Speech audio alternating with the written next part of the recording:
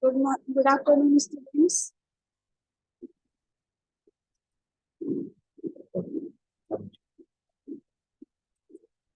Good afternoon, everyone.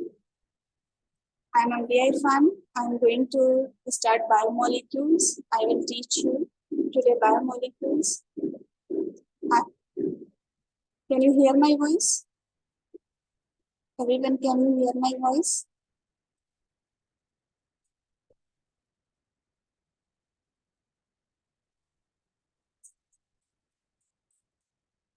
Voice आ रही है मेरी सबको? बेटा वॉइस आ रही है मेरी?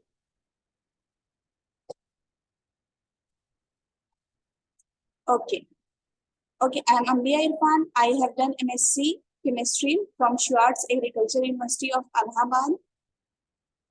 I'm from Allahabad, Uttar Pradesh. Today I'm going to teach you biomolecules. So firstly, we will understand what is biomolecule.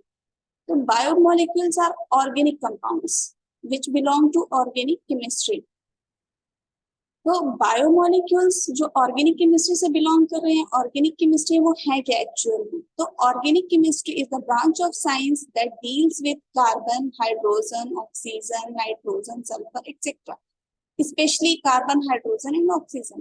तो हमारी ऑर्गेनिक केमिस्ट्री क्या है? जो डील करे किससे? कार्बन से, हाइड्रोजन से, ऑक्सीजन से एंड अदर एलिमेंट्स। तो वो हमारे क्या होंगे? ऑर्गेनिक कंपाउंड्स होंगे। और इन ऑर्गेनिक कंपाउंड्स को ही हम स्टडी करेंगे in the form of biomolecules.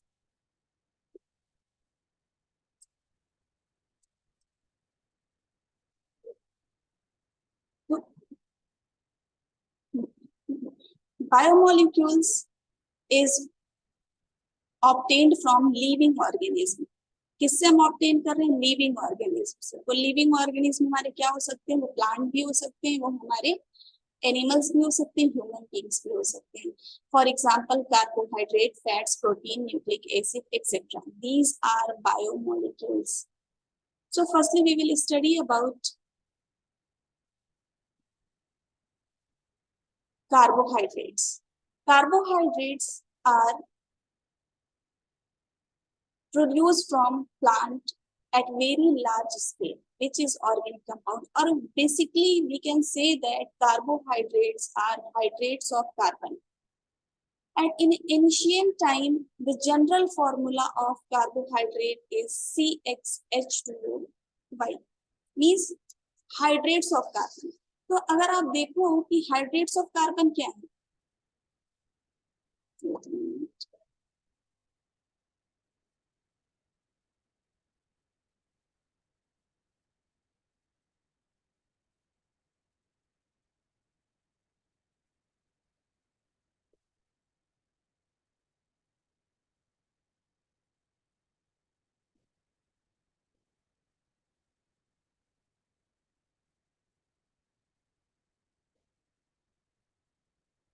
There is some problem, that's why pen is not working.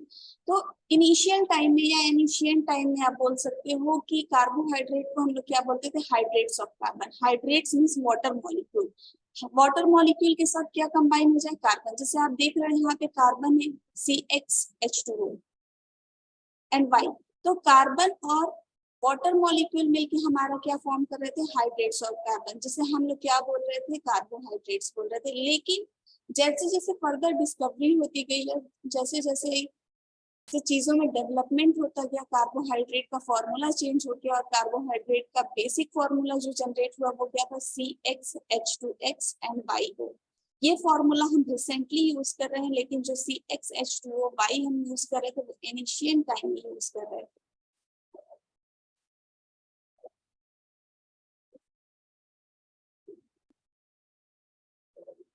For example, glucose. Glucose is a hydrate of carbon. For example, C6 bracket में H2O whole 2, ये आपका क्या हो जाएगा?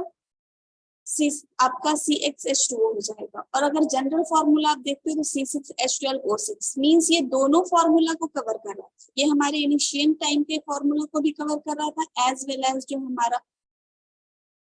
Unmute किया है बेटा सबको? आप यहाँ से अनम्यूट कर सकते हैं।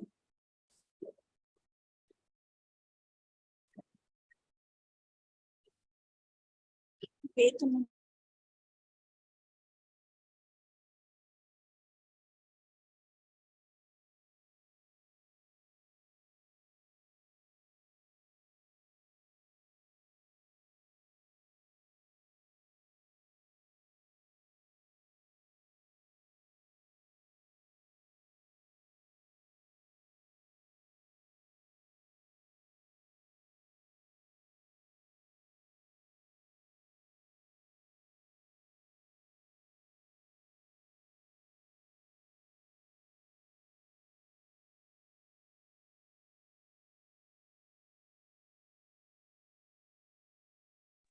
a minute, student.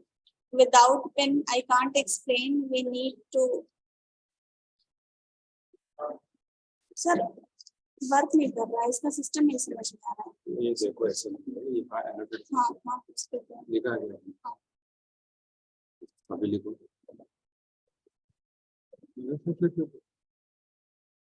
अभी लिखो। हाँ हाँ होने लगा। ये तो एक काम करो, ये मत लिखो, ये इधर ही लो।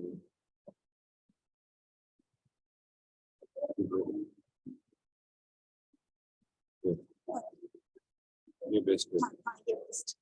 और उसके बाद में जब ये कर देंगे ना, यहाँ पे जाने का, फिर और करना और ये लिस्ट।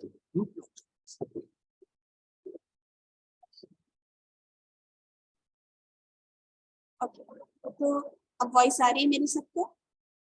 वॉइस क्लियर आ रही है?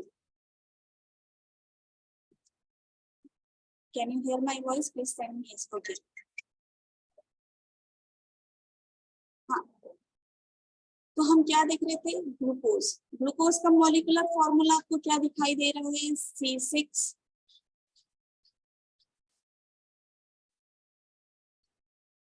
C6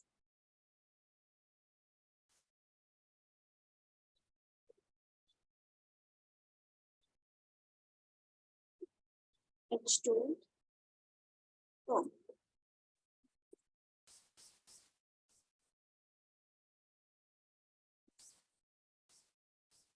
ये, अगर हम ये फॉर्मूला देखें, ये फॉर्मूला आप सबको दिखाई दे रहा है स्क्रीन पे भी जो मैंने लिखा है, ये हमारा क्या है? इनिशियल टाइम का है। इस इनिशियल टाइम के फॉर्मूले को हम देखते हैं तो क्या हो रहा है कि ये फुलफिल कर रहा है हमारे ओल्ड फॉर्मूले को। लेकिन अगर हम इस फॉर्मूले को देखते हैं, अगर हम इस फॉर्मूले को देखते हैं तो ये फॉर्मूला फुलफिल कर रहा है हमारे करंट टाइम के फॉर्मूले को। तो कार्बोहाइड्रेट का करंट फॉर्मूला ये है और इनिशियल टाइम का फॉर्मूला ये। अब अगर बात आती है कि इनिशियल टाइम के फॉर्मूले को हम फर्दर क्यों नहीं फॉलो कर रहे हैं, तो क्या होता है कि डिफरेंट टाइप्स ऑफ कार्बोहाइड्रेट्स हैं, बहुत सारे कार्बोहाइड्रेट्स हमारे, जैसे glucose, fructose, sucrose, cellulose, galactose, बहुत सारे। तो हर कार्बोहाइड्रेट इस फॉर्मूले को फुलफिल नहीं करता। इस वजह से क्या हुआ कि ये फॉर्मूला चेंज हो रहा है। बेटा मैं बायोमोलिक्यूल चैप्टर पढ़ा रही हूँ आपको।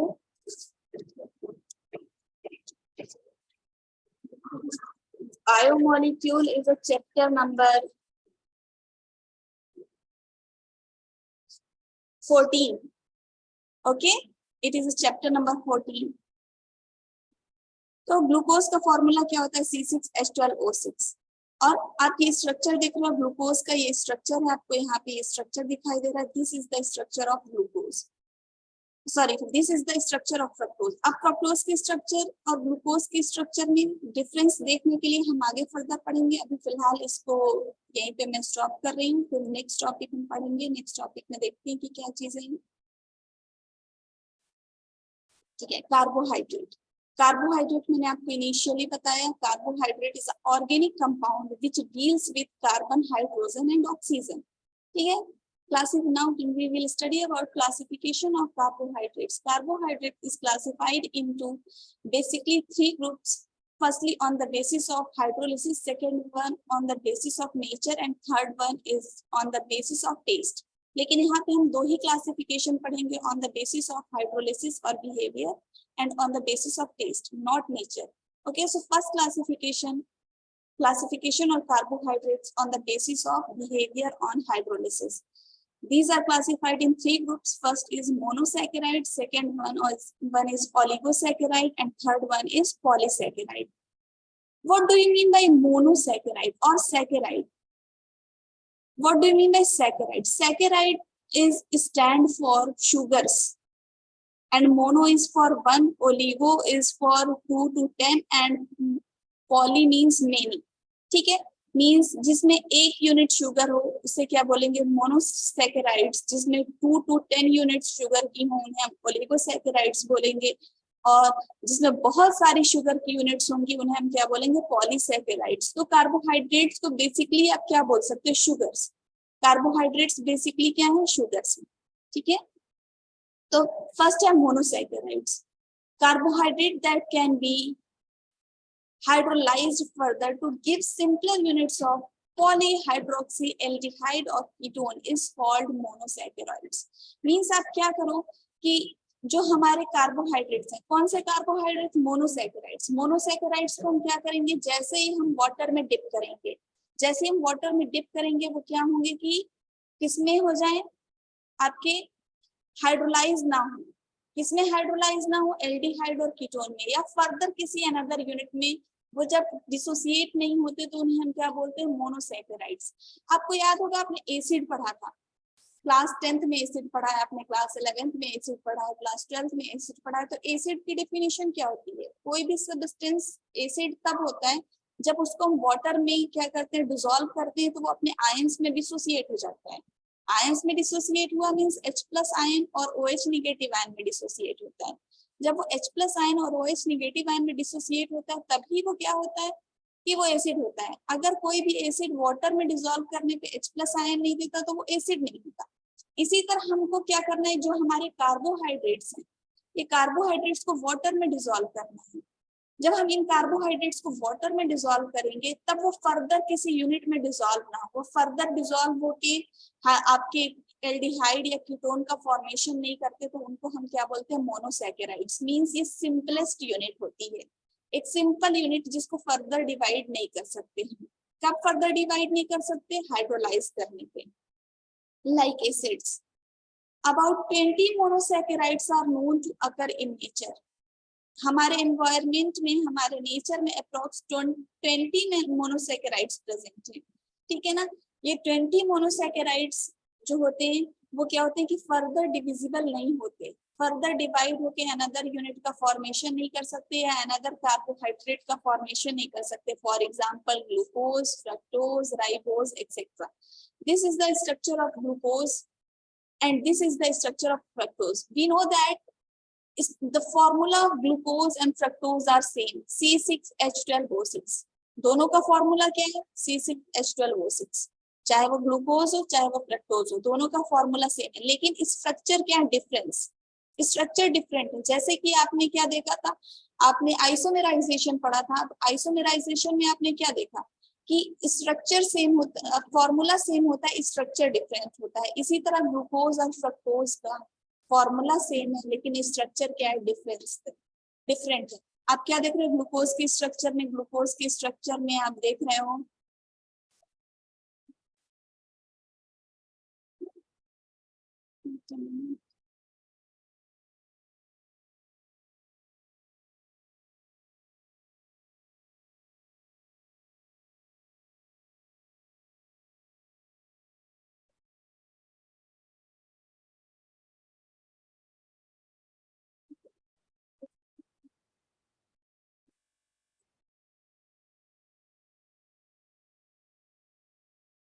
आप ग्लूकोज के स्ट्रक्चर में सबसे पहले क्या देख रहे हो? एक एल्डिहाइड ग्रुप प्रेजेंट है. एल्डिहाइड ग्रुप मींस यहाँ पे CHO आपका प्रेजेंट है. आप क्या देख रहे हो? CHO आपका ग्रुप यहाँ पे प्रेजेंट है.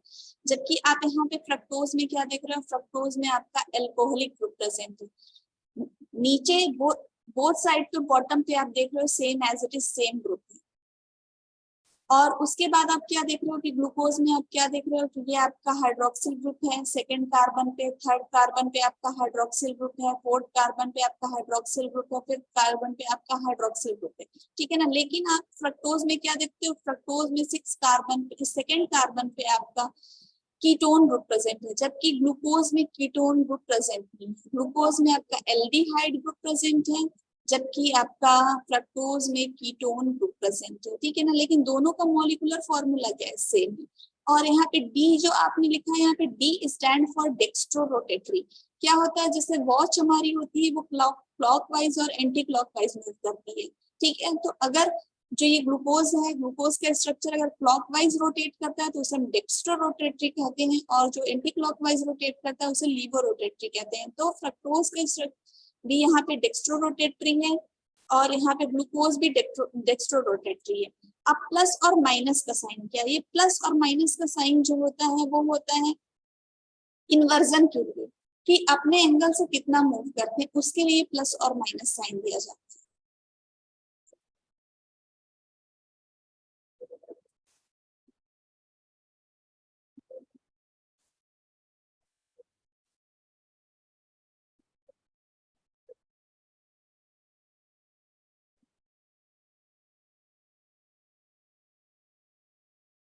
Next, oligosaccharides. ओलिगोसैकेराइड्स वो कार्बोहाइड्रेट होते हैं जिनको वाटर में डिसॉल्व करने पे वो 2 to 10 मोनोसैकेराइड्स यूनिट देते हैं। मींस अब जब आप किसी ऐसे कार्बोहाइड्रेट को वाटर में डिसॉल्व करिए जो डिसॉल्व होके 2 या 2 से ज्यादा, लेकिन 10 से कम, आपके 2 to 10 मॉलिक्यूल्स ऑफ, या आप बोल सकते हो 10 मोनोसैकेराइड्स यूनिट देते हैं, उन्हें हम क्या बोलते हैं, ओलिगोसैकेराइड्स। सपोज दैट आपको मैं कह रही हूँ कि अगर आपको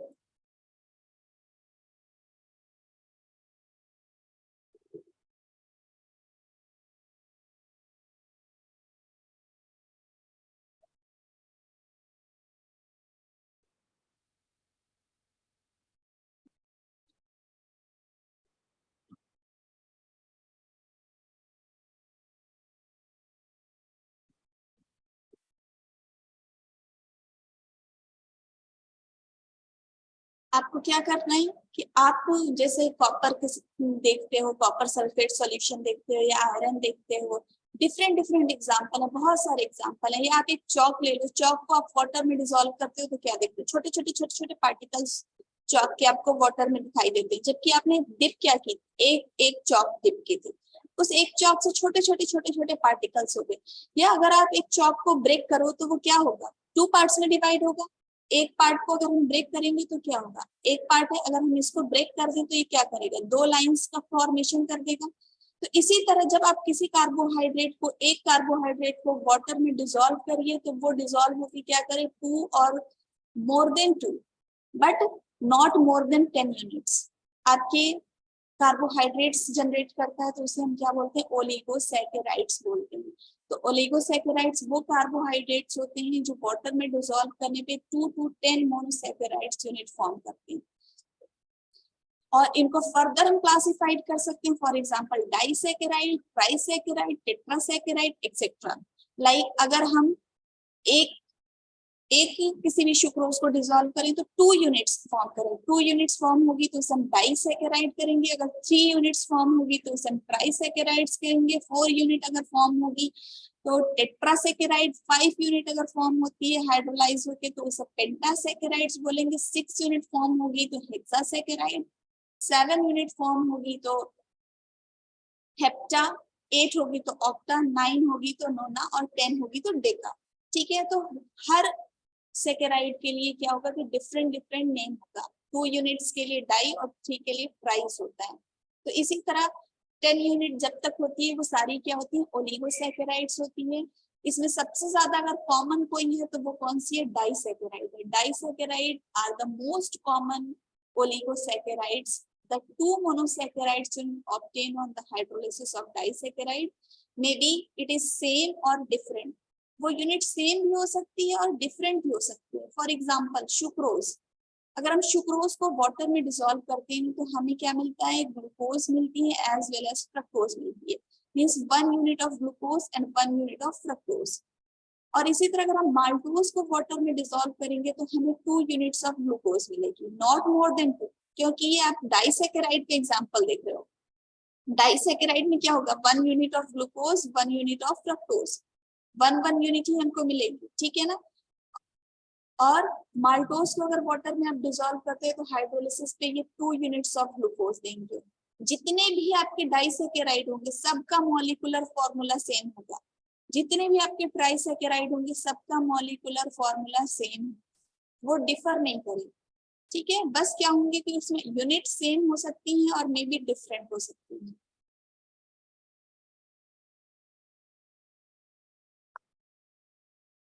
now polysaccharides. Polysaccharides, poly means पहले ही मैंने आपको इनिशियल में बताया था, पॉली मीन्स होता है मैनी।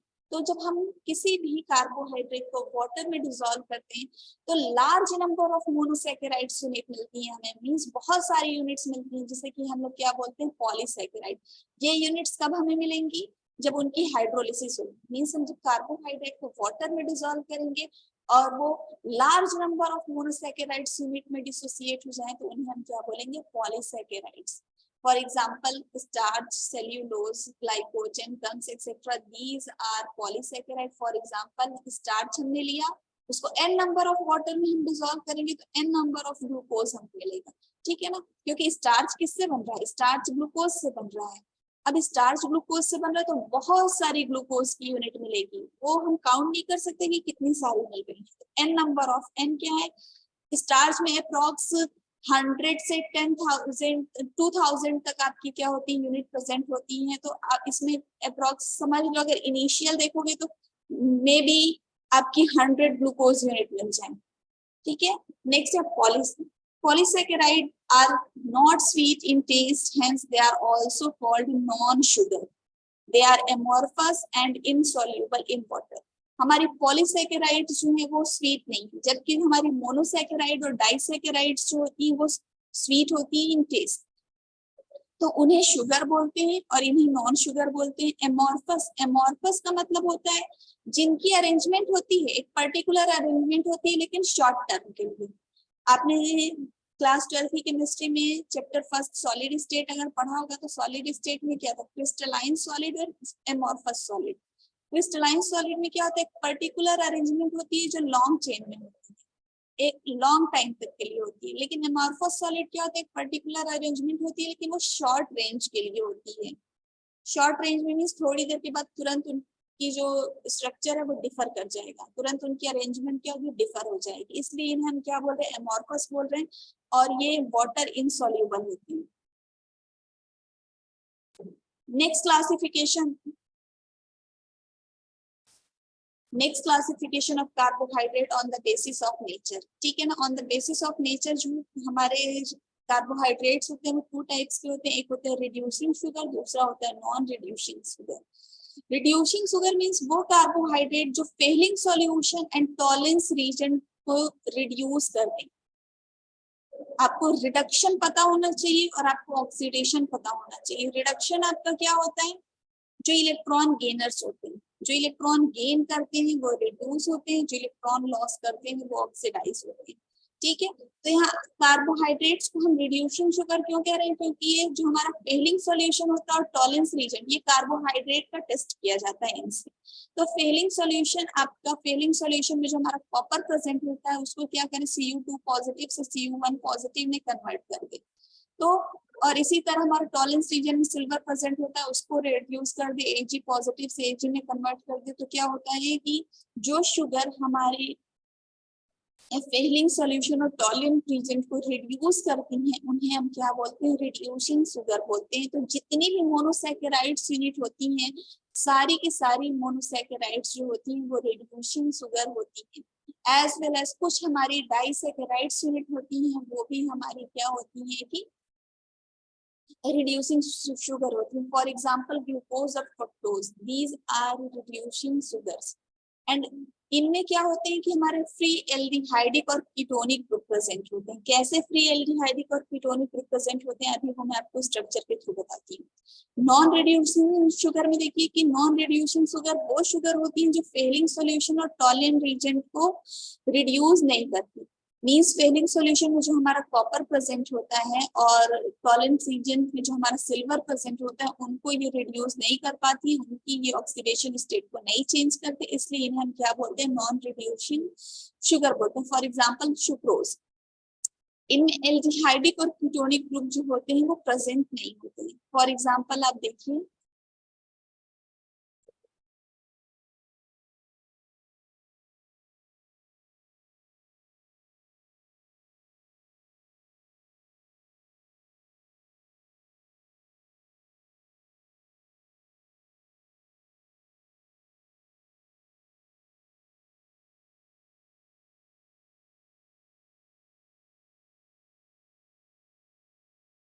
आपको ये स्ट्रक्चर दिखाई दे रहा है। ग्लूकोज में आप क्या देख रहे हैं, यहाँ ग्लूकोज में आप ये देख रहे हो कि ग्लूकोज में आपको क्लियरली दिखाई दे रहा है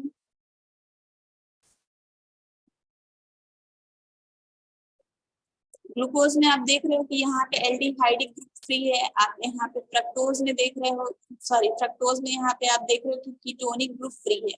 तो ऐसी शुगर जिनमें एल्डिहाइडिक और कीटोनिक ग्रुप फ्री होता है वही क्या करती है, रिड्यूसिंग शुगर्स होती है।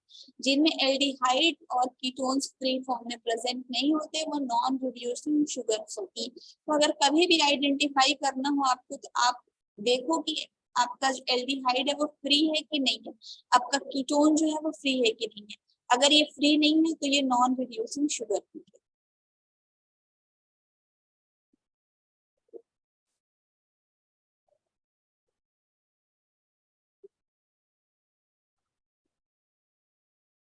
Now preparation of glucose. Glucose हम कैसे प्रिपेयर करते हैं, तो ग्लूकोज हमें पता है कि हमारे एटमॉस्फेयर में फ्री फॉर्म में प्रेजेंट होता है as well as combined form में प्रेजेंट होता है। It is present in sweet fruits and honey. जितने भी स्वीट फ्रूट होते हैं सब में प्रेजेंट होता है, ये हनी में प्रेजेंट होता है। फॉर एग्जांपल जो हमारे रिपन ग्रेप्स होते हैं उनमें लार्ज अमाउंट में प्रेजेंट होता है ग्लूकोज। इसी तरह चाहे हमारा मैंगो हो, चाहे हमारी स्ट्रॉबेरी हो, चाहे पपाया हो, कोई सा भी फ्रूट हो, हर फ्रूट में हमारा ग्लूकोज प्रेजेंट होता है। ठीक है, तो ये इनमें फ्रूट्स में क्या होता है, ये फ्री फॉर्म में प्रेजेंट होता है। लेकिन वही हम प्लांट्स में देखें तो उसमें क्या होता है, वो कंबाइंड फॉर्म में प्रेजेंट होता है। जैसे स्टार्च, स्टार्च क्या है, स्टार्च में आपका क्या है, वो कंबाइंड फॉर्म है। ठीक है ना, लेकिन हमारा फ्रूट्स में क्या है, वो फ्री फॉर्म में प्रेजेंट। ग्लूकोज कैसा होता है, कलरलेस होता है, क्रिस्टलाइन सॉलिड होता है, सॉल्यूबल इन वाटर होता है, as well as sweet in taste होता है। तो हम ग्लूकोज का फॉर्मेशन कैसे कर रहे हैं, अभी मैंने आपको बताया कि जो हमारे स्टार्च में प्रेजेंट है या सुक्रोज में प्रेजेंट है वो कंबाइंड फॉर्म में प्रेजेंट होता है, जबकि फ्रूट्स में हमारा आपका फ्री फॉर्म प्रेजेंट होता है। तो प्रिपरेशन इसकी हम फर्स्टली करेंगे from cane sugar. Cane sugar जो कि महाराष्ट्र की स्पेशलिटी है, स्पेशली पंढरपुर। पंढरपुर में केन शुगर बहुत ज्यादा होती है और इससे हम क्या करते हैं कि बहुत ज्यादा क्या कर रहे हैं कि हम इससे क्या कर रहे हैं कि शुगर का फॉर्मेशन कर रहे हैं। तो हम देख रहे हैं कि हमारा केन शुगर मिल रहा है। अब हम केन शुगर से कैसे ग्लूकोज का फॉर्मेशन करेंगे, तो जब हम केन शुगर को डाइल्यूट हाइड्रोक्लोरिक एसिड के साथ या डाइल्यूट सल्फ्यूरिक एसिड के साथ अल्कोहलिक सॉल्यूशन में बॉयल करते हैं, ठीक है, तो हमें क्या मिलता है, 1 unit of glucose and 1 unit of fructose. हमको बॉयल करना है, किसको बॉयल करना है, सुक्रोज को। किसके साथ बॉयल करना है, डाइल्यूट हाइड्रोक्लोरिक एसिड और डाइल्यूट सल्फ्यूरिक एसिड। ठीक है ना, विथ एल्कोहलिक सॉल्यूशन, मींस उसमें अल्कोहल भी होना चाहिए, उसमें हमारा एसिड भी होना चाहिए। एसिड किस फॉर्म में होना चाहिए, डाइल्यूट फॉर्म में। क्यों, क्योंकि एसिड हमें क्या प्रोवाइड करते हैं, H+ आयंस प्रोवाइड करते हैं। तो यहाँ पे सुक्रोज क्या होगा, सुक्रोज जो होगा,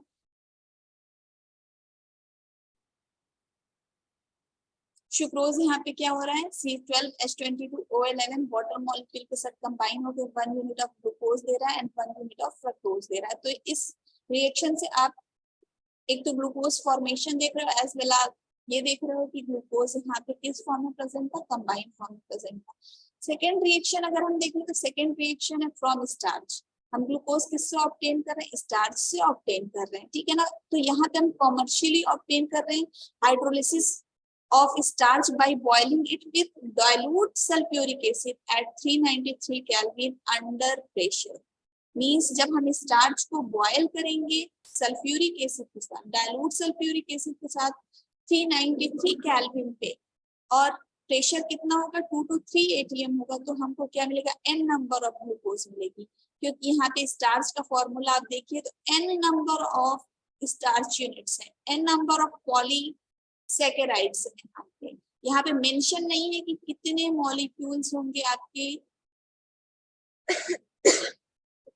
कि आप कितना होगे। तो ये जो n स्टार्ट होता है वो अप्रोक्स 100 से स्टार्ट होता है, अप्रोक्स 100 यूनिट से स्टार्ट होता है। Give me 1 minute.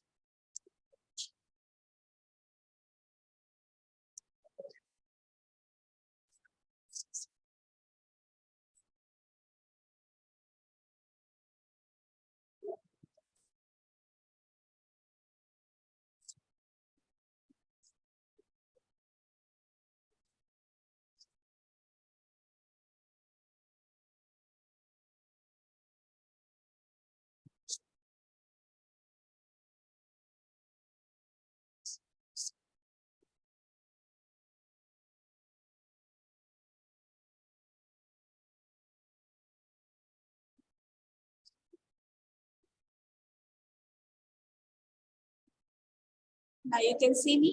तो एंड यहाँ पे 100 to 3000 यूनिट होता है, 100 to 3000 यूनिट्स होती हैं। 100 to 3000 यूनिट्स मिलके क्या करती हैं कि आपके स्टार्च का फॉर्मेशन करती है। मीन्स यहाँ पे जो आप स्टार्च का फॉर्मूला देख रहे हो वो क्या देख रहे हो, C6H10O5 whole N। N stand for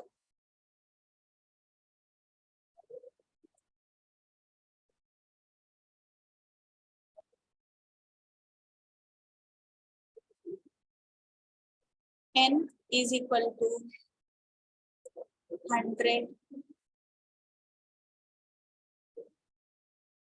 to 3000।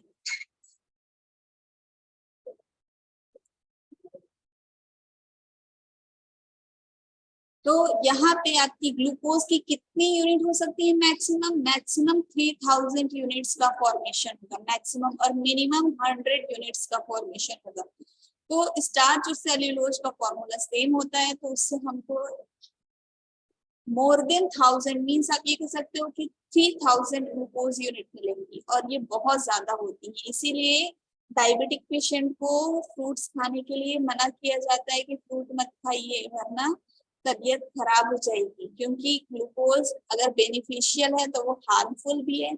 Specially जो हमारी शुगर सैचुरेटेड होती है, वो जो डायरेक्ट प्लांट से मिलती है वो आपकी इतनी हार्मफुल नहीं होती, लेकिन जो केन शुगर से हम ऑब्टेन करते हैं, उसे केमिकली क्लीन करते हैं, वो बहुत ही ज्यादा हार्मफुल होती है।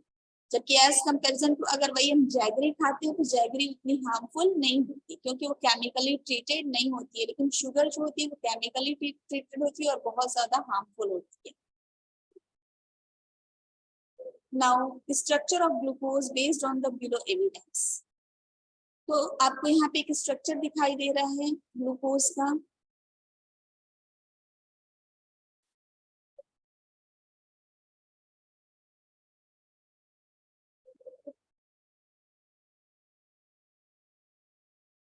ठीक है, ग्लूकोज के दो स्ट्रक्चर होते हैं, एक चेन फॉर्म में होता है, दूसरा आपका रिंग फॉर्म में होता है।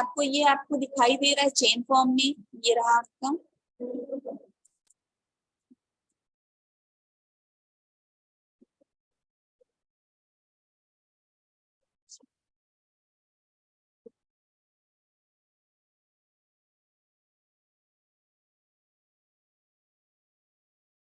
ये आपका जो स्ट्रक्चर दिखाई दे रहा है वो किस फॉर्म में है आपका, वो चेन फॉर्म में। ठीक है ना, ये चेन फॉर्म में आपका स्ट्रक्चर दिखाई दे रहा है। और एक होता है रिंग फॉर्म में आपका, जैसे आपने बेंजीन रिंग देखी है, बेंजीन रिंग पढ़ी है, वैसे ही आपका क्या है, बेंजीन रिंग फॉर्म में है। अगर मैं स्ट्रक्चर इसका ड्रॉ करूँ तो चलिए मैं स्ट्रक्चर ड्रॉ करती हूँ।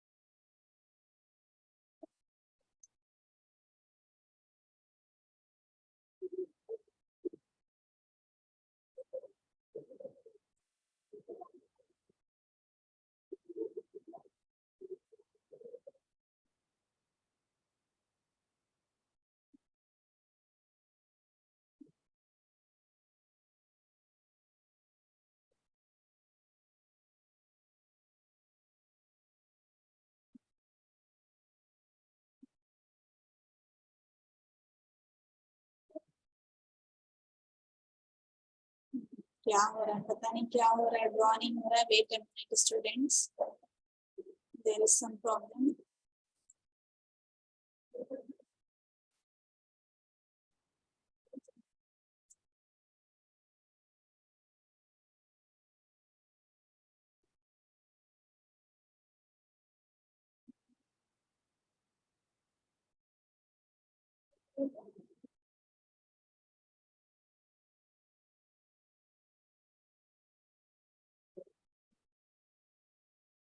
तो इस तरीके का कुछ आप देख रहे हैं। ये स्ट्रक्चर जो होता है वो चेन आपका रिंग फॉर्म में होता है, और आप जो ऊपर स्ट्रक्चर स्लाइड पे देख रहे हो वो आपका क्या है, वो चेन फॉर्म में। ठीक है, तो हम देखें कि किस एग्जैक्टली जो अप्रूव हुआ स्ट्रक्चर वो चेन फॉर्म वाला अप्रूव हुआ या वो आपको रिंग फॉर्म वाला अप्रूव हुआ। तो आप क्या देख रहे हो, अगर आप देखो तो आपको दिखाई दे रहा होगा कि जो हमारा चेन फॉर्म है उसमें एल्डिहाइड ग्रुप प्रेजेंट है ऑन द टॉप, लेकिन रिंग फॉर्म में कहीं क्या आपको एल्डिहाइड दिखाई दे रहा? नहीं, रिंग फॉर्म में कोई भी एल्डिहाइड ग्रुप प्रेजेंट नहीं होता है।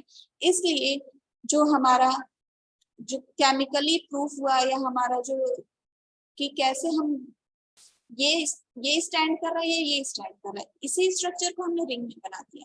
लेकिन क्या एल्डिहाइडिक ग्रुप प्रेजेंट है ग्लूकोज में? तो एक्चुअली में जो एल्डिहाइडिक ग्रुप है वो एब्सेंट है ग्लूकोज में, वो प्रेजेंट नहीं है रिंग फॉर्म में। क्योंकि जो हमारा शिफ्ट बेस होता है, जो ग्लूकोज के लिए टेस्ट होता है, जब हम शिफ्ट बेस टेस्ट करते हैं तो ये क्या होता है कि कलर चेंज नहीं करता, कलरलेस होता है, जिससे हमें ये समझ में आता है कि यहाँ पे एल्डिहाइडिक ग्रुप प्रेजेंट नहीं है। जबकि हम चेन फॉर्म में क्या देख रहे थे कि एल्डिहाइडिक ग्रुप प्रेजेंट है, लेकिन एक्चुअल जो स्ट्रक्चर ग्लूकोज का होता है वो रिंग फॉर्म वाला अप्रूव किया गया है, और ये रिंग फॉर्म वाला ही स्ट्रक्चर परफेक्ट स्ट्रक्चर है। लेकिन ये रिंग फॉर्म आया कहाँ से? रिंग फॉर्म आया चेन फॉर्म से। तो हम चेन फॉर्म को भी निग्लेक्ट नहीं कर सकते, क्योंकि जितने भी टेस्ट हुए, जितना भी यहाँ पे चेकिंग हुई कि क्या OH ग्रुप, जैसे आप यहाँ पे देख रहे हो कि फर्स्ट पोजीशन पे OH ग्रुप आपका प्रेजेंट है, आप यहाँ पे देख रहे हो कि OH ग्रुप प्रेजेंट है। यहाँ पे आप फर्स्ट सेकंड पोजीशन पे OH ग्रुप देख रहे हो, या थर्ड पोजीशन पे आप OH ग्रुप देख रहे हो, डिफरेंट पोजीशंस पे आप OH ग्रुप देख रहे हो। तो क्या हमें कैसे पता चलेगा कि यहाँ पे OH ग्रुप कैसे प्रेजेंट हुआ है कि नहीं है? तो इसके लिए डिफरेंट टेस्ट किए गए, और इन डिफरेंट टेस्ट से हमें ये पता चला कि हाँ, हमारे लास्ट पोजीशन पे हाइड्रोक्सिल ग्रुप है, फर्स्ट पोजीशन पे हमारा एल्डिहाइड ग्रुप है, और बाकी के जितने हमारे सेकेंड टू हमारा फिफ्थ कार्बन है उस पे हमारा हाइड्रोक्सिल ग्रुप प्रेजेंट है। ठीक है, तो उसके लिए हम डिफरेंट टेस्ट देखेंगे, डिफरेंट रिएक्शंस देखेंगे, और उससे प्रूफ हो जाएगा कि हाँ, हमारे ग्लूकोज में फर्स्ट पोजीशन पे एल्डिहाइड ग्रुप, सेकेंड टू आपके सिक्स पोजीशन पे हमारा एल्कोहलिक ग्रुप प्रेजेंट है। फॉर एग्जाम्पल फर्स्ट रिएक्शन अगर हम देखते हैं ग्लूकोज के लिए, तो अगर हम ग्लूकोज की रिएक्शन किससे कराएं? HI से कराएं, और हम उसको हीट करें। जब हम HI से रिएक्शन कराते हैं ग्लूकोज की, तो N-हेक्सेन मिलता है। N-हेक्सेन हमें क्या शो कर रही है? N-हेक्सेन हमें ये शो कर रही है कि यहाँ पे 6 कार्बन चेन है। 6 कार्बन चेन आप सबको दिखाई दे रही है? आपको सबको दिखाई दे रही है? Please tell me. आपको यहाँ पे 6 कार्बन चेन दिखाई दे रही है? ये रही 6 कार्बन चेन, ठीक है ना? 6 कार्बन चेन यहाँ पे दिखाई दे रही है। अभी 6 कार्बन चेन ये प्रूफ कर रही है कि ग्लूकोज में 6 कार्बन प्रेजेंट है। ये रिएक्शन सिर्फ क्या शो कर रही है? रिएक्शन सिर्फ ये शो कर रही है कि ग्लूकोज में 6 कार्बन प्रेजेंट है, ठीक है ना? तो इससे ये प्रूफ होता है कि ग्लूकोज 6 मेंबर आपका 6 मेंबर कार्बन है। और रिएक्शन हम किससे करा रहे हैं? HI से रिएक्शन करा रहे हैं और उसे हीट कर रहे हैं, तो हमें N-हेक्सेन मिल रहा है। फर्स्ट रिएक्शन तो प्रूफ कर दी कि इसका फॉर्मूला सही है, C6H12O6 है। इसमें एलिमिनेट क्या हो रहा है? इसमें एलिमिनेट सिर्फ और सिर्फ आप क्या देख रहे हो कि CHO से क्या हो रहा है? आपका ऑक्सीजन रिलीज हो रहा है, और यहाँ से OH ग्रुप रिलीज हो गया, और ये आपका एक कार्बन की नॉर्मल चेन का क्या हो गया? फॉर्मेशन हो गया। नेक्स्ट रिएक्शन आप देखो,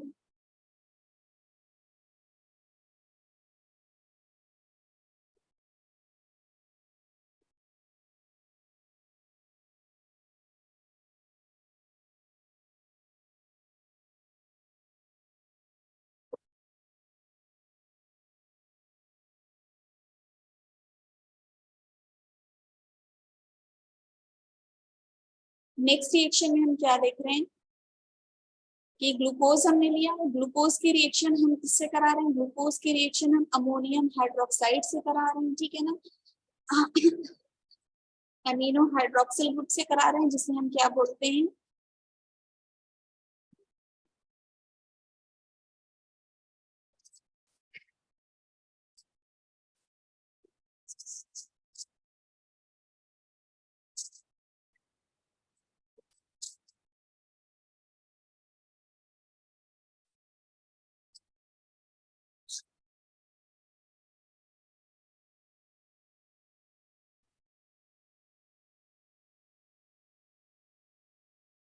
हाइड्रोक्सिल एमीन, ठीक है। हाइड्रोक्सिल एमीन से जब हम रिएक्शन करा रहे हैं तो हाइड्रोक्सिल एमीन ये कंफर्म कर रहा है कि कार्बोनिल ग्रुप प्रेजेंट, ठीक है ना। Carbonyl group means CO group present, ठीक है। तो जब हम हाइड्रोक्सिल अमीन से रिएक्शन करा रहे हैं तो हमें ऑक्साइन मिल रहा है, ग्लूकोज ऑक्साइन मिल रहा है।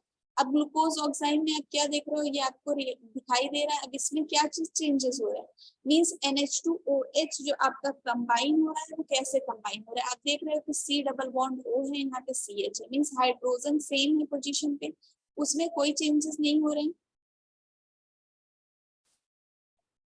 यहाँ पे जो ऑक्सीजन है, ये ऑक्सीजन रिमूव हुआ और यहाँ पे कौन कंबाइन हो गया, नाइट्रोजन। नाइट्रोजन आपका यहाँ कंबाइन हो गया, एज वेल एज आपका क्या कंबाइन हो गया, हाइड्रोजन कंबाइन हो गया और OH ग्रुप कंबाइन हो गया,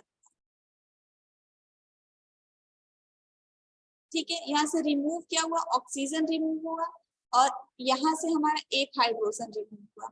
मींस जब आप ऊपर वाले रिएक्शन को सिर्फ इतना देखिए, आप यहाँ से हम क्या रिमूव कर रहे हैं, ऑक्सीजन रिमूव कर रहे हैं।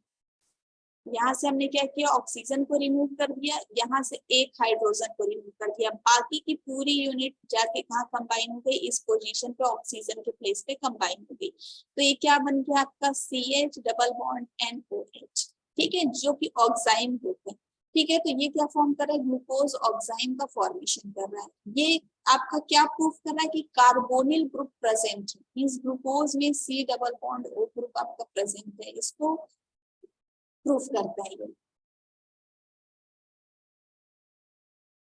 Next reaction,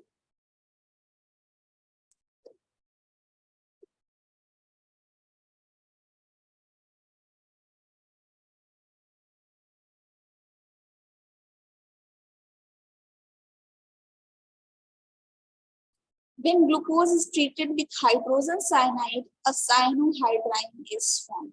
cyanohydrin is formed, means जब हम ग्लूकोज की रिएक्शन किससे कराएं, हाइड्रोजन साइनाइड से कराएं। तब हाइड्रोजन साइनाइड से कराएंगे तो उसके लिए आप देखिए ग्लूकोज का स्ट्रक्चर कैसा होता है एक्चुअल में।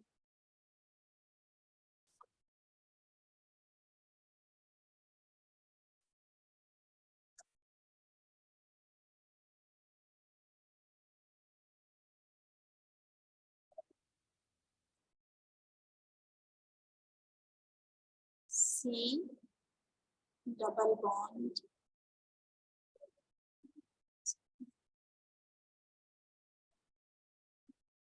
C double bond O and single bond H। Aldehyde का अगर आप ये स्ट्रक्चर देखो, CHO जो इस तरीके से आपका लिखा है वो एक्चुअली में कैसे होता है, C double bond O and H, ठीक है ना। ये स्ट्रक्चर आपको दिखाई दे रहा है सबको, ये स्ट्रक्चर ऐसा है। अब जब हाइड्रोजन साइनाइड जो है हमारा, हाइड्रोजन साइनाइड जो है, हाइड्रोजन साइनाइड क्या होगा कि जो हमारा साइनाइड ग्रुप है, वो साइनाइड ग्रुप क्या होगा कि सीधे सीधे इस पोजीशन पे जाके आप यहाँ से, ऑक्सीजन क्या है, मोर इलेक्ट्रोनेगेटिव है, तो यहाँ पे ऑक्सीजन के ऊपर कौन सा चार्ज आएगा, निगेटिव चार्ज आएगा। कार्बन के ऊपर कौन सा चार्ज आएगा, पॉजिटिव चार्ज आएगा। अब आपने देख लिया कि कार्बन के ऊपर पॉजिटिव चार्ज आएगा और ऑक्सीजन के ऊपर निगेटिव चार्ज आएगा। जब कार्बन के ऊपर पॉजिटिव चार्ज और ऑक्सीजन के ऊपर निगेटिव चार्ज, क्योंकि हमें पता है ऑक्सीजन की इलेक्ट्रोनेगेटिविटी हाई होती है, कार्बन की इलेक्ट्रोनेगेटिविटी लो होती है। इसी तरह हमको पता है कि कार्बन के ऊपर यहाँ पे माइनस चार्ज आता है और हाइड्रोजन के ऊपर पॉजिटिव चार्ज आता है, क्योंकि कार्बन की इलेक्ट्रोनेगेटिविटी हाई होती है एज कंपैरिजन टू आपका हाइड्रोजन। और यहाँ साइनो ग्रुप CN जो होता है वो साइनो ग्रुप होता है, और साइनो ग्रुप पे हमको पता है कि निगेटिव चार्ज ऑलरेडी प्रेजेंट होता है, ठीक है। अब ये निगेटिव चार्ज जो होता है वो किसको अप्रोच करेगा, इस पॉजिटिव चार्ज पे अप्रोच करेगा। इसी तरह अब जब ये पॉजिटिव चार्ज पे अप्रोच करेगा तो कार्बन के पास यहाँ कितने बॉन्ड हो गए, 1 2 3, एक ऑलरेडी नीचे को आप यहाँ पे देख रहे हो ये बॉन्ड है, 5 हो गए टोटल। एक इसके साथ बॉन्ड हो गया, एक इसके साथ यहाँ पे बॉन्ड हो गया, 5 बॉन्ड हो गया। तो ये 5 बॉन्ड तो बना नहीं सकता ना, 5 बॉन्ड का फॉर्मेशन तो कर नहीं सकता। तो ये वाला जो आप देख रहे हो ये बॉन्ड जो है वो ब्रेक होगा और इलेक्ट्रॉन इधर चले जाएंगे और ऑक्सीजन के ऊपर कंप्लीट निगेटिव चार्ज का फॉर्मेशन हो जाएगा। अब जब ऑक्सीजन के पास निगेटिव चार्ज आ गया तो वो इस पॉजिटिव चार्ज को हाइड्रोजन को अप्रोच करेगा और OH का फॉर्मेशन कर देगा। तो यहाँ पे CN कंबाइन हो गया आपका और यहाँ पे OH कंबाइन हो गया। अब आपको क्लियरली समझ में आ गया होगा कि कहाँ पे आपका साइनो ग्रुप कंबाइन हुआ और कहाँ पे आपका OH ग्रुप कंबाइन हुआ और कैसे कंबाइन हुआ। तो ये रिएक्शन प्रूव करती है कि हमारी क्या करती है कि आपके फर्स्ट कार्बन पे कार्बोनिल ग्रुप प्रेजेंट है, ठीक है। तो रिएक्शन आपकी थर्ड और fourth as well as second reaction also जो हमारी है, सेकेंड रिएक्शन और थर्ड रिएक्शन, सॉरी यहाँ पे something there is problem, 3 and 4 लिखा, 3 and 4 नहीं होगा, वो 2 and 3 होगा। तो सेकेंड और थर्ड रिएक्शन जो हो रही है वो कंप्लीटली ये शो कर रही है कि फर्स्ट कार्बन पे कार्बोनिल ग्रुप प्रेजेंट है, ठीक है। Now next slide. Glucose get oxidized to 6 carbon carboxylic acid on reaction with a mild oxidizing agent like bromine water. Bromine water क्या एक माइल्ड ऑक्सीडाइजिंग एजेंट है जो कि क्या करता है ग्लूकोज को ऑक्सीडाइज कर देता है। तो this indicates the carbonyl group is present as an aldehyde group. तो कार्बोनिल ग्रुप कहाँ पे प्रेजेंट है, वो शो कर रहा है एल्डिहाइड ग्रुप पे प्रेजेंट है। कैसे, हमने यहाँ पे ग्लूकोज लिया, ग्लूकोज की रिएक्शन किससे कराई, ब्रोमीन वाटर से, मींस ब्रोमीन भी प्रेजेंट है एज वेल एज उसमें वाटर भी प्रेजेंट है। तो यहाँ पे CHO था, ये किसमें कन्वर्ट हो गया, COOH, means carboxylic acid group में कन्वर्ट हो रहा है, which is known as gluconic acid. Same reaction आप नीचे देखोगे on oxidation with nitric acid. Nitric acid जो होता है वो स्ट्रॉन्ग ऑक्सीडाइजिंग एजेंट होता है, जबकि ब्रोमीन वाटर जो होता है वो माइल्ड ऑक्सीडाइजिंग एजेंट होता है। और जब ग्लूकोज की रिएक्शन या हम ग्लूकोनिक एसिड की रिएक्शन हम कराते हैं किससे, आपकी नाइट्रिक एसिड से, तो हमें सैकेरिक एसिड मिलता है, ठीक है ना। और सैकेरिक एसिड में फर्स्ट कार्बन पे भी कार्बोक्सिलिक एसिड जनरेट होता है और लास्ट कार्बन पे भी कार्बोक्सिलिक ग्रुप जनरेट होता है। मींस ये दोनों रिएक्शन ये प्रूफ करती हैं कि हमारा जो है एल्डिहाइडिक ग्रुप प्रेजेंट है, ठीक है ना। और स्पेशली फर्स्ट कार्बन पे एल्डिहाइडिक ग्रुप हमारा क्या है, प्रेजेंट, ठीक है। Now next reaction, glucose react with 5 molecules of acetic acid anhydride to form glucose penta acetate और पेंटा एसिटिल ग्लूकोज। मींस जब हम ग्लूकोज की रिएक्शन किससे कराएं, एसिटिक एनहाइड्राइड से। अब एसिटिक एनहाइड्राइड का अगर ओपन करके स्ट्रक्चर लिखूं तो कुछ इस तरीके से होगा।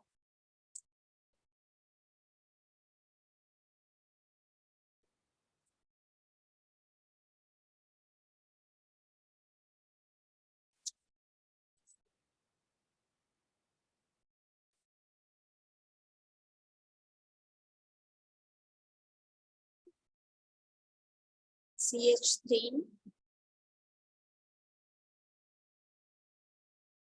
C double bond O O C double bond O CH3। This is the formula of acetic anhydride. Acetic anhydride की जब हम रिएक्शन किससे करा रहे हैं, एसिडिक एनहाइड्राइड की रिएक्शन हम किससे करा रहे हैं, ग्लूकोज से करा रहे हैं। जब हम एसिटिक एनहाइड्राइड की रिएक्शन ग्लूकोज से कराते हैं तो 5 यूनिट ऑफ अल्कोहल रिलीज होती है। कैसे 5 यूनिट ऑफ अल्कोहल रिलीज होगी, चलिए देखिए कहाँ कहाँ कंबाइन हो रही है। एक यूनिट तो यहाँ पे कंबाइन हो रही है, कौन सी यूनिट कंबाइन हो रही है, ये O C double bond O CH3। देखिए CH3 O CO आपका है और O, ये पूरी की पूरी यूनिट यहाँ कंबाइन होगी और रिलीज क्या हुआ, CH3 C डबल OH,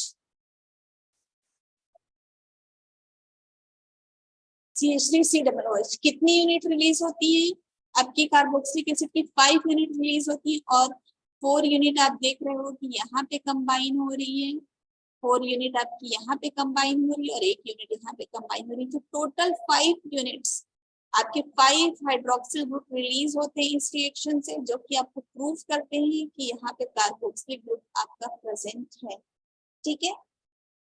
तो ये रिलीज करता है कि हमारे 5 कार्बन पे हाइड्रोक्सिल ग्रुप प्रेजेंट है। मैंने इनिशियल में आपको क्या कहा था कि कैसे हमें पता चलेगा कि यहाँ पे ग्लूकोज में आपका अल्कोहलिक ग्रुप प्रेजेंट है, हाइड्रोक्सिल ग्रुप प्रेजेंट है। तो ये रिएक्शन जो आपकी थी, लास्ट रिएक्शन, ये शो करती है एसिटिक एनहाइड्राइड से कि ग्लूकोज में 5 पोजीशन पे हाइड्रोक्सिल ग्रुप प्रेजेंट है। Is that clear to everyone? समझ में आया सबको कि कैसे हमें पता चलेगा कि कहाँ पे एल्डिहाइडिक ग्रुप है, कहाँ पे हमारा कीटोनिक ग्रुप है, कहाँ पे हमारा कार्बोनिल ग्रुप है। ठीक है, तो इन सारी रिएक्शन से जब हम ये सारी रिएक्शन परफॉर्म करेंगे तो ये सारी रिएक्शन हमें क्लियर करेंगी कि कहाँ पे कौन सा ग्रुप प्रेजेंट।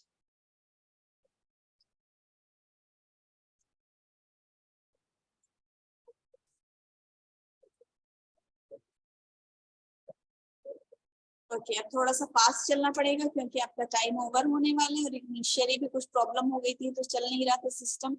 ठीक है, तो ये समरी है आपकी, ये हाइड्रोजन आयोडाइड से रिएक्शन कराई, ब्रोमीन वाटर से रिएक्शन कराई, आपका हाइड्रोक्सिलामाइन से रिएक्शन, एसिटिक एनहाइड्राइड से रिएक्शन, हाइड्रोजन साइनाइड से रिएक्शन और नाइट्रिक एसिड से। तो ये प्रोडक्ट हमें मिल रहे थे। हमें क्या क्या मिला? एनहेक्सेन मिला, ग्लूकोनिक एसिड मिला, ग्लूकोज ऑक्साइन मिला, ग्लूकोज पेंटाएसिटेट मिला, ग्लूकोज साइनोहाइड्रिन एंड ग्लूकैरिक एसिड और सैकरिक एसिड। तो ये रिएक्शंस क्या शो कर रही थी, किसका प्रूफ कर रही थी? ग्लूकोज के स्ट्रक्चर को प्रूफ कर रही थी, उसके लिए केमिकल रिएक्शन थी। Now next disaccharides. डाइसैकेराइड्स बहुत कॉमन है। किस लिए कॉमन है? क्योंकि सबसे कॉमन तो हमारे कार्बोहाइड्रेट्स। अगर जनरली कार्बोहाइड्रेट्स को देखें तो बायोमोलिक्यूल्स के सबसे कॉमन ऑर्गेनिक कंपाउंड हमारे कार्बोहाइड्रेट होते हैं। अगर बायोमोलिक्यूल से कोई क्वेश्चन पूछे कि सबसे ज्यादा कॉमन ऑर्गेनिक कंपाउंड कौन है, तो वो हमारा कार्बोहाइड्रेट है। डिफरेंट डिफरेंट है, जैसे आप देख रहे हो प्रोटीन है, आपका फैट है, लिपिड है, तो उसमें सबसे ज्यादा कौन सा था? हमारा कार्बोहाइड्रेट। ठीक है, नाउ डाइसैकेराइड। डाइसैकेराइड कैसे फॉर्म होते हैं? टू मोनोसैकेराइड्स यूनिट कंबाइन होती है। जैसे 2 ग्लूकोज यूनिट कंबाइन हो गए तो एक डाइसैकेराइड का फॉर्मेशन होगा। लेकिन कैसे कंबाइन होती है? जब 2 मोनोसैकेराइड्स यूनिट कंबाइन होती है तो वाटर मॉलिक्यूल रिलीज होता है। क्या रिलीज होता है? Water molecule release. और इनके बीच में जो बॉन्ड फॉर्म होता है उसे हम बोलते हैं ग्लाइकोसिडिक बॉन्ड। जैसे आप देख रहे हो कि यहाँ पे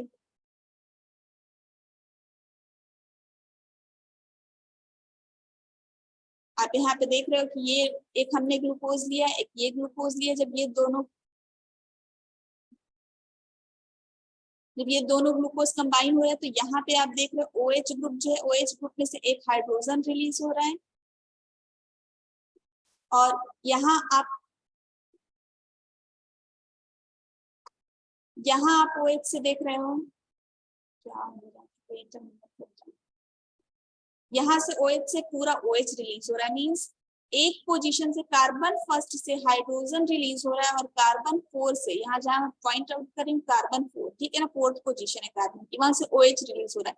तो H+ आयन और OH आयन कंबाइन होकर क्या कर रहे हैं? वाटर का फॉर्मेशन कर रहे हैं। और इनके बीच में आप देखो यहाँ पे ऑक्सीजन एक बॉन्ड के फॉर्म में कनेक्ट हो गया, जो ये आपका ऑक्सीजन था वो। तो यहाँ पे ये जो बॉन्ड फॉर्म हो रहा है, इस बॉन्ड को हम क्या बोल रहे हैं? ग्लाइकोसिटिक लिंकेज बोल रहे हैं, ग्लाइकोसिटिक बॉन्ड बोलते हैं। तो जब 2 मोनोसैकेराइड्स यूनिट कंबाइन होकर डाइसैकेराइड का फॉर्मेशन करती है तो वाटर रिलीज होता है और उनके बीच में जो बॉन्ड होता है उसे हम ग्लाइकोसिडिक बॉन्ड बोलते हैं, ग्लाइकोसिडिक लिंकेज बोलते हैं। ये क्वेश्चन बहुत ज्यादा पूछा जाता है। तो 2 मोनोसैकेराइड यूनिट कंबाइन होती है तो एक मोनोसैकेराइड का फर्स्ट कार्बन होता है और सेकेंड मोनोसैकेराइड का 4th कार्बन कंबाइन होता है। आपको ये चीज याद रखना होगा, दोनों का फर्स्ट नहीं होगा। आप देखिए जैसे ग्लूकोज का फर्स्ट कार्बन लिया तो आपके अल्फा ग्लूकोज, यहाँ पे दूसरे का हमने क्या लिया? 4th कार्बन लिया। तो अगर एक यूनिट आपकी फर्स्ट कार्बन से ले रहे हो तो दूसरी आपको अटैच कहाँ पे करना पड़ेगा? 4th कार्बन पे अटैच करना पड़ेगा। ठीक है, नाउ नेक्स्ट डाइसैकेराइड्स आपके 2 यूनिट्स होते हैं, वही सेम चीज है। यहाँ पे ऑक्साइड लिंकेज हो रहा है, इस ऑक्साइड लिंकेज को हम लोग क्या बोल रहे हैं? ग्लाइकोसिटिक लिंकेज बोल रहे हैं। ऑक्साइड लिंकेज किससे फॉर्म हो रहा है? लॉस ऑफ वाटर मॉलिक्यूल से। फॉर एग्जाम्पल सुक्रोज, अब सुक्रोज में देख रहे हैं, सुक्रोज जो है वो क्या हो रहा है कि सुक्रोज वाटर के साथ हाइड्रोलिसिस करके क्या दे रहा है, D glucose and D fructose का फॉर्मेशन कर रहा है। ग्लूकोज डेक्स्ट्रो रोटेटरी है और आपका फ्रक्टोज जो है वो लीवर रोटेटरी है। सुक्रोज एक्चुअल में जो होता है वो डेक्स्ट्रो रोटेटरी होता है, लेकिन वो आफ्टर हाइड्रोलिसिस जो होता है वो क्या करता है, ग्लूकोज तो डेक्स्ट्रो रोटेटरी फॉर्म करता है, लेकिन फ्रक्टोज जो होता है वो लीवर रोटेटरी का फॉर्मेशन कर देता है। तो इससे क्या होता है कि लीवर रोटेशन जो इनकी स्पेसिफिक रोटेशन होती है फ्रक्टोज की वो होती है -92.4 और जो ग्लूकोज की स्पेसिफिक रोटेशन होती है वो होती है +52.5 डिग्री। तो इस वजह से शुगर क्या हुई, और हाइड्रोलिसिस के बाद जब हम इनको वापस से ड्राई कर देंगे तो आपका सुक्रोज अगर फॉर्म होता है तो वो क्या होगा, वापस से डेक्स्ट्रो रोटेटरी हो जाएगा। इसलिए हम इसे क्या बोलते हैं, इनवर्ट शुगर बोलते हैं। क्यों इनवर्ट शुगर बोलते हैं, क्योंकि जो हमारी सुक्रोज है वो डेक्स्ट्रो रोटेटरी होती है और वाटर में डिसॉल्व करने के बाद वो कैसी दे रही है, dextro and laevo rotatory sugars देती है। तो इन्वर्जन हो गया उनका, उनकी डायरेक्शन चेंज हो गई। सपोज दैट ग्रुप ऐसे अटैच थे, सपोज दैट मैं डायरेक्शन मेरी फिंगर की थी कि सपोज दैट ग्रुप ऐसे अटैच थे, लेकिन जब वाटर में डिसॉल्व किया तो ग्रुप की डायरेक्शन चेंज होके ऐसे हो गई, मीन्स पूरी की पूरी उनके ग्रुप की डायरेक्शन चेंज हो गई। तो ऐसे ग्रुप्स को हम लोग बोलते हैं इन्वर्जन कंपाउंड, जिनकी डायरेक्शन चेंज हो जाती है। तो इसलिए हम सुक्रोज को क्या बोलते हैं, इनवर्ट शुगर बोलते हैं, क्योंकि ये होती तो डेक्स्ट्रो है लेकिन आफ्टर हाइड्रोलिसिस ये क्या देती है, dextro and laevo rotatory product देती है, that's why it is known as laevo rotatory sugar. तो इसमें equimolar glucose and equimolar fructose unit होती है। तो हम आंसर क्या लिखेंगे, equimolar glucose and equimolar fructose unit are known as invert sugar, क्योंकि ये ग्लूकोज जो है वो ग्लूकोज भी क्या होती है कि आपकी कन्वर्ट हो जाती है लीवो में, और फ्रक्टोज जो होती है वो कन्वर्ट हो जाती है डेक्स्ट्रो रोटेटरी में, ठीक है ना। तो इनमें भी चेंजेस होते हैं, इसलिए both are called invert sugar. Now maltose, maltose is also example of disaccharide, ये आपके 2 ग्लूकोज यूनिट्स होता है।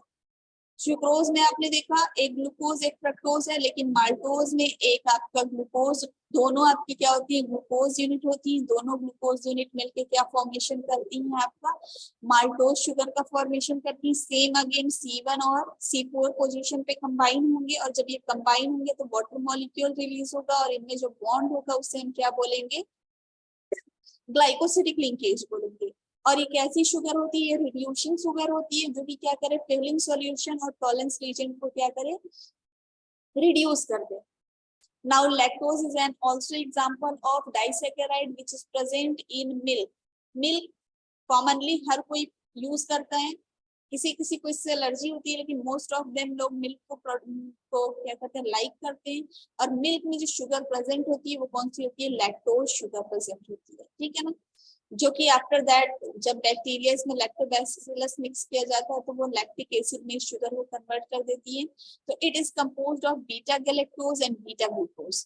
तो यहाँ पे क्या होता है, बीटा गैलेक्टोज और बीटा ग्लूकोज जब कंबाइन होता है तो लॉस ऑफ वाटर होता है, और यहाँ पे ग्लाइकोसिडिक लिंकेज होता है, और इस ग्लाइकोसिडिक लिंकेज के थ्रू किस चीज का फॉर्मेशन हो जाता है, लैक्टोज शुगर, ठीक है। तो ये दोनों यूनिट कंबाइन हो रही है, अगेन इसमें वाटर का लॉस हो रहा है, ये it is also known as reducing sugar.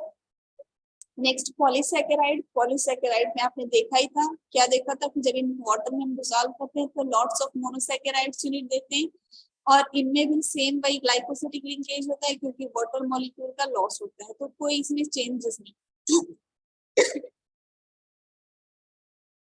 Now starch, starch is a polysaccharide, ठीक है ना। स्टार्च क्या आता है, पॉलीसैकेराइड है, इसका जनरल फॉर्मूला क्या होता है, C6H10O5 होल N, N इसके इक्वल होता है 200 से अप्रोक्स 1000 होता है। इस डिफरेंट बुक में आपको डिफरेंट यूनिट मिलेगी, इसलिए कंफ्यूज नहीं होइएगा, ठीक है ना। और स्टार्च प्लांट में स्टोर होता है, जिसको कि हम क्या करते हैं, फूड और वेजिटेबल्स के फॉर्म में कंज्यूम करते हैं, लाइक बीट में, सीरियल्स में, हमारे रूट में, ट्यूबर्स में, वेजिटेबल्स में स्टार्च प्रेजेंट होते हैं, जो कि हम जब इनटेक करते हैं तो वो ग्लूकोज यूनिट में फर्दर क्या होते हैं, कन्वर्ट हो जाते हैं।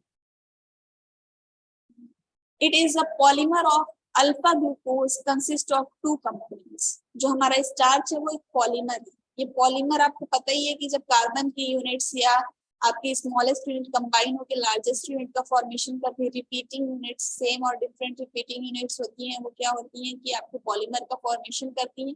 तो हमारे अल्फा ग्लूकोज जो होते हैं वो क्या होते हैं कि कंबाइन होते जाते हैं और हमारे स्टार्च का फॉर्मेशन करते हैं। तो ये किससे बनते हैं? एमाइलोज से और एमाइलोपेक्टिन से बनते हैं।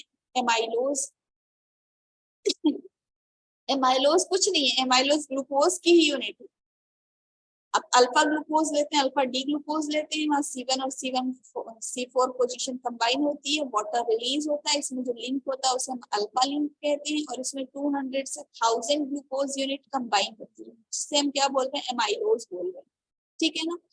और इनमें जो लिंकेज होगा वो क्या होगा? ग्लाइकोसिटिक लिंकेज होगा। नाउ नेक्स्ट है एमाइलोपेक्टिन। एमाइलोपेक्टिन जो होता है वाटर इनसॉल्युबल होता है, जो कि 80 to 85% स्टार्च कंटेन करता है, और ये सेम आपके अनदर कार्बोहाइड्रेट की तरह C1 और C14 पोजीशन पे कंबाइन होगा, ग्लाइकोसिटिक लिंकेज के थ्रू होगा, वाटर रिलीज होगा, और C1 और C6 ग्लाइकोसिटिक लिंकेज का भी ये फॉर्मेशन कर रहा है।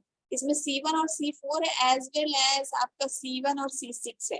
आप यहाँ पे देखिए C1 और C4 है, जबकि इस पोजीशन पे आप क्या देख रहे हो? C1 और C6, ये रहा C1 और ये रहा C6।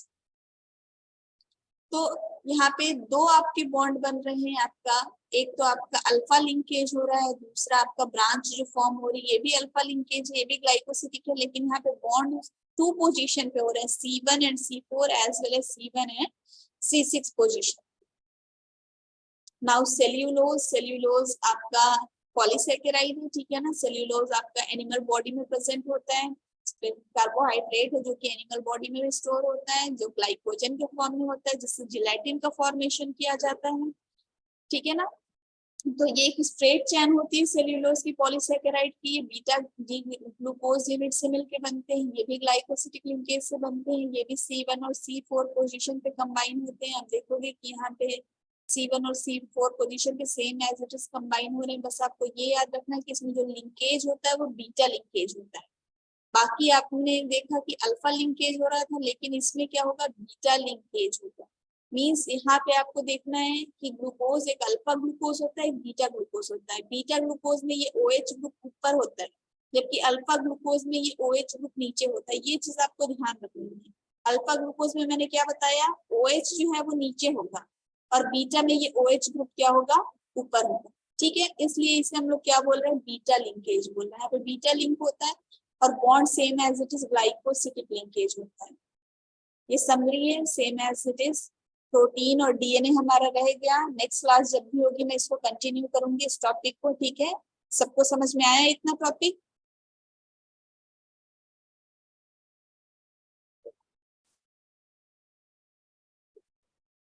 ठीक है, okay, I will share it. बेटा कल आपका इसका टेस्ट होगा, सारा टॉपिक तो कवर नहीं हो पाया है, लेकिन आपका D block elements as well as आपका बायोमोलिक्यूल से टेस्ट होगा। बायोमोलिक्यूल्स में आप प्रिपरेशन कर लेना इसके लिए।